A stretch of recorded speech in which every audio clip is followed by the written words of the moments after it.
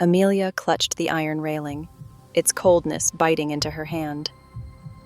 Dust swirled around her feet as she stepped into the old Victorian house. Sunlight, filtering through grimy windows, illuminated dust motes dancing in the air. The house smelled of damp wood and something else, something faintly sweet and unsettling. Amelia shivered. This was her new home, a place she'd bought for a steal at an estate sale. The realtor had mentioned character and history. Now, standing in the shadowed hallway, Amelia wondered if those were just polite euphemisms for something more sinister. She walked further in, her footsteps echoing in the silence. Each room seemed to hold its breath, waiting for her to leave. A sense of unease settled over Amelia.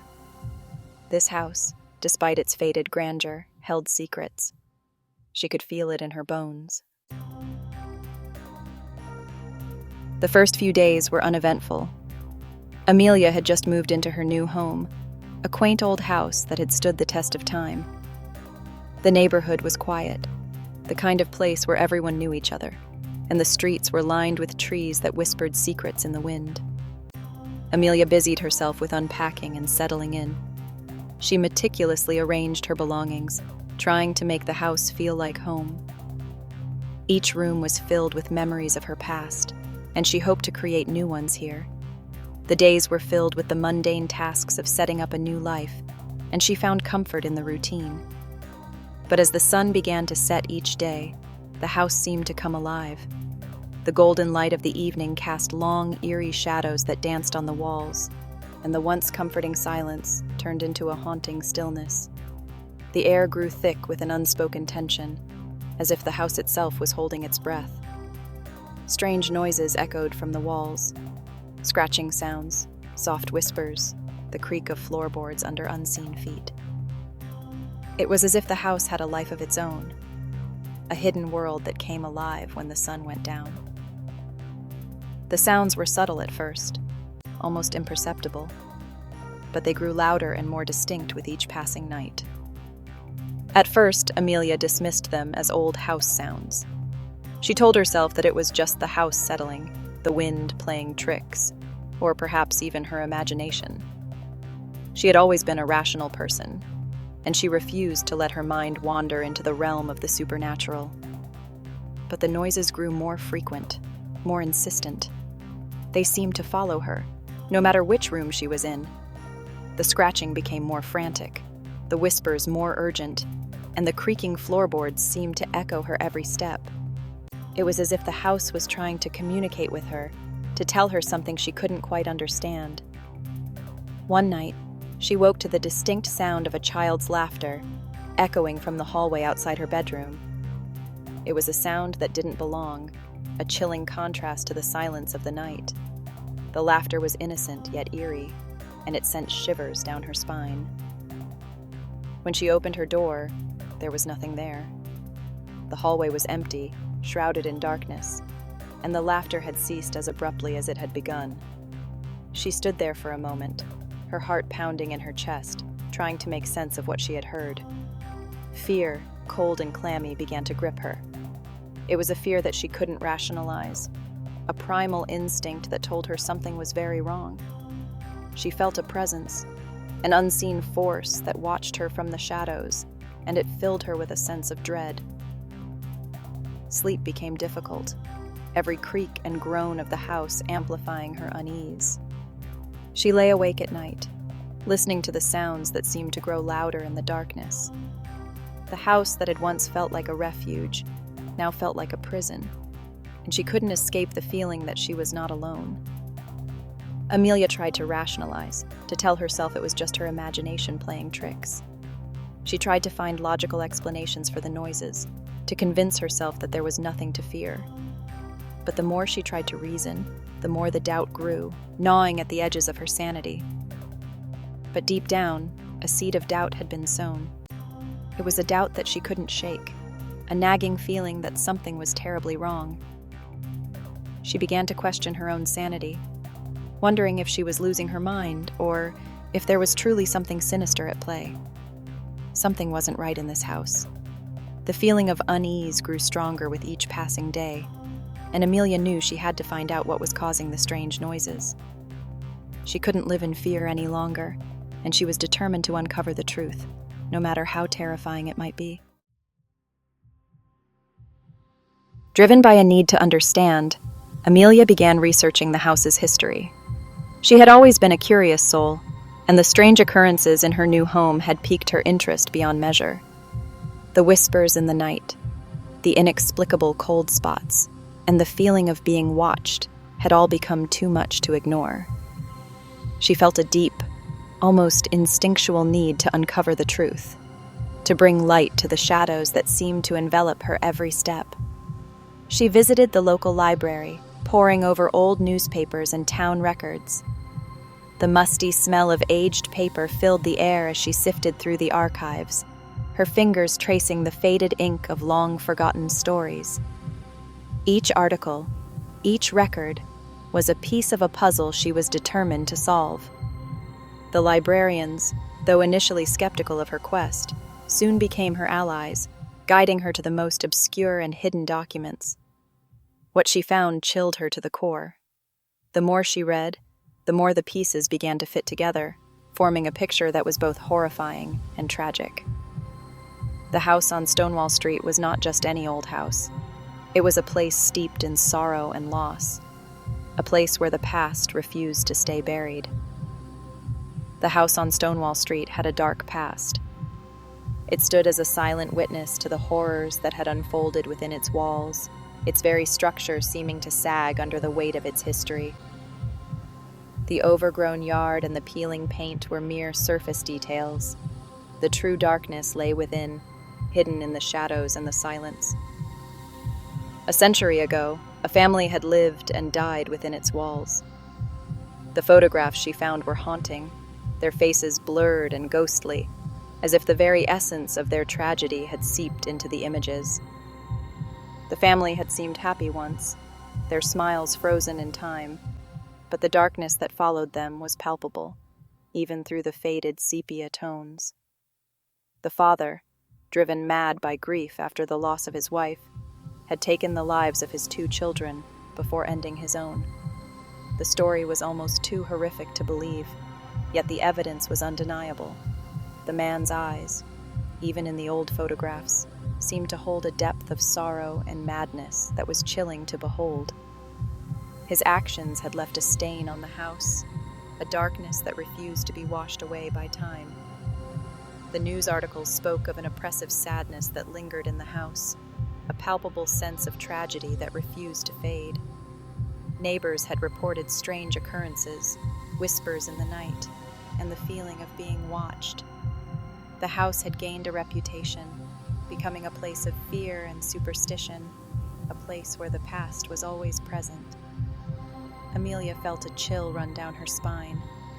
The more she learned, the more she felt the weight of the house's history pressing down on her. The whispers, the laughter, the cold spots. They all made sense now. She was not just imagining things. She was experiencing the echoes of a tragic past, a past that refused to be forgotten. The whispers, the laughter, it all made sense now. The house was alive with the memories of those who had suffered within its walls. The laughter of children, once a sound of joy, now seemed twisted and eerie, a reminder of lives cut short. The whispers were not just the creaking of old wood, but the voices of the past, trying to tell their story. She was living in a house haunted by its past, a place where sorrow and anger clung to the very air she breathed. Every room, every corner, seemed to hold a memory, a fragment of the tragedy that had unfolded there. Amelia knew she had to do something, to find a way to bring peace to the restless spirits that seemed to surround her. But how? The answer was not clear, but she was determined to find it, to bring light to the darkness that had claimed her home. The haunting escalated. What began as subtle whispers and fleeting shadows had now grown into something far more sinister. The once quiet and unassuming house had transformed into a place of dread and fear, Every corner seemed to harbor a secret, every shadow a lurking presence. The air was thick with an unspoken tension, as if the house itself was holding its breath, waiting for something to happen. No longer content with whispers and shadows, the entities made themselves known. They moved with purpose, their presence undeniable. The walls seemed to close in, the darkness growing ever more oppressive. It was as if the house had come alive, its very structure pulsating with a malevolent energy. The once familiar rooms now felt like a labyrinth of terror, each step echoing with the promise of something dreadful. One evening, as Amelia sat reading in the living room, she saw it. The book in her hands, a cherished escape from reality, suddenly felt heavy and irrelevant. Her eyes, once focused on the printed words, were now drawn to the periphery, where something moved. It was a subtle shift, a barely perceptible change in the atmosphere, but it was enough to make her heart race. A fleeting glimpse of a figure standing at the top of the stairs. It was there, and then it wasn't, like a trick of the light or a figment of her imagination. But Amelia knew better. She had felt its presence, a cold, unyielding gaze that seemed to pierce through her very soul. The figure was tall and imposing, its silhouette stark against the dim light of the hallway. It was tall and gaunt, with long, thin fingers that curled around the banister. The fingers seemed almost skeletal, their grip on the wood both delicate and menacing. The figure's face was obscured, but Amelia could sense its eyes, watching her with an intensity that made her skin crawl. It was as if the very essence of fear had taken form, standing there, silently observing. The air grew cold, and a wave of despair washed over her. It was a cold that went beyond the physical, seeping into her bones and chilling her spirit. The room, once a sanctuary of warmth and comfort, now felt like a tomb. The despair was palpable, a heavy weight that pressed down on her chest, making it hard to breathe.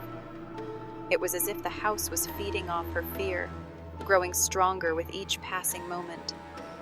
Amelia, paralyzed with fear, could only watch as the figure turned and disappeared into the darkness of the upstairs hallway. Her body refused to move, her mind a whirlwind of terror and confusion. She wanted to scream, to run, to do anything to break free from the grip of fear that held her. But all she could do was watch, her eyes wide and unblinking, as the figure melted into the shadows. That night, sleep was impossible. Every time she closed her eyes, she saw the figure, its long fingers curling around the banister, its cold gaze piercing through the darkness. The bed, once a place of rest and refuge, now felt like a prison. The silence of the night was broken only by the sound of her own ragged breathing, each breath a reminder of the terror that awaited her. She lay in bed, listening to every sound, every creak of the floorboards. Each noise was amplified in the stillness, a harbinger of the unknown. The house seemed to be alive, its very structure groaning and shifting in the darkness. Every creak, every whisper of the wind sent a jolt of fear through her. She was hyper-aware, her senses heightened, her mind racing with thoughts of what might be lurking just beyond the edge of her vision. The laughter returned, echoing through the house, filled with a chilling malice that sent shivers down her spine. It was a sound that seemed to come from everywhere and nowhere, a mocking, sinister laugh that reverberated through the walls. It was as if the house itself was laughing at her, reveling in her fear. The laughter was a reminder that she was not alone, that the entities were always there, watching, waiting. Amelia knew she couldn't ignore this any longer. The fear, the despair, the constant sense of being watched, it was all too much. She had to take a stand, to confront the darkness that had taken over her home. She couldn't let it consume her, couldn't let it win. She had to find the strength within herself to face the unknown, to fight back against the terror that had invaded her life. She had to confront the darkness that surrounded her. With a deep breath, she steeled herself, her resolve hardening like iron. She would not be a victim, not anymore. She would face the shadows, the whispers, the figures that haunted her. She would reclaim her home, her life, from the grip of fear. And as she stood there, in the dim light of the living room, she felt a spark of hope, a glimmer of strength that told her she could do this. She would confront the darkness, and she would prevail. Pause 3s. The old doll sat in the corner of the attic, its eyes seemingly following anyone who dared to enter. It was said to be cursed, bringing misfortune to anyone who owned it. Strange occurrences began to plague the family, from eerie whispers in the night to objects moving on their own. The doll's presence grew more malevolent with each passing day, until one night, it vanished without a trace, leaving behind a trail of terror and unanswered questions. Pause 2s. Amelia, driven by a newfound resolve, decided to investigate the attic, a place she'd avoided since moving in. The stairs creaked under her weight, each step echoing in the silence. The air grew colder as she ascended, a chill that seemed to seep into her very bones. When she reached the top, the dim light revealed a cluttered space filled with forgotten memories and dust-covered relics. Pause 2s. In the far corner, she saw it. The doll. Its eyes, glassy and lifeless, seemed to follow her every movement. It was a small porcelain figure, dressed in a tattered, old-fashioned gown. The doll's face, though delicate, was marred by a sinister expression, as if it held secrets too dark to share. Pause 2s. As Amelia approached, a sense of dread washed over her. She reached out, hesitating for a moment before picking up the doll. The room seemed to grow darker, the shadows closing in around her. She could feel the malevolent energy emanating from the doll, a palpable force that made her skin crawl. Pause 2s. Suddenly, a whisper filled the room, a soft, insidious voice that seemed to come from the very walls. "Set me free," it said, the words barely audible but filled with a chilling intent. Amelia's heart raced, her grip tightening on the doll.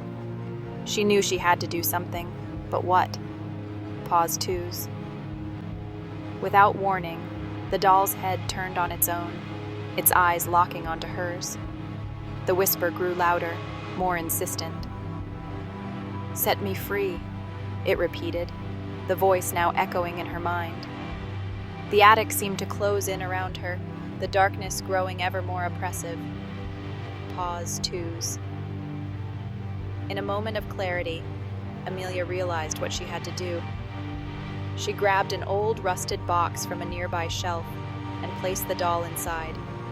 With trembling hands, she locked the box and buried it deep within the attic, under piles of forgotten belongings.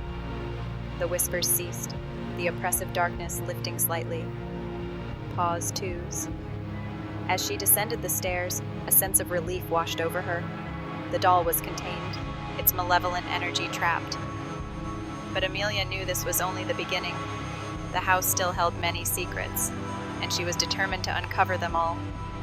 She would face the darkness, one step at a time, and reclaim her home from the grip of fear.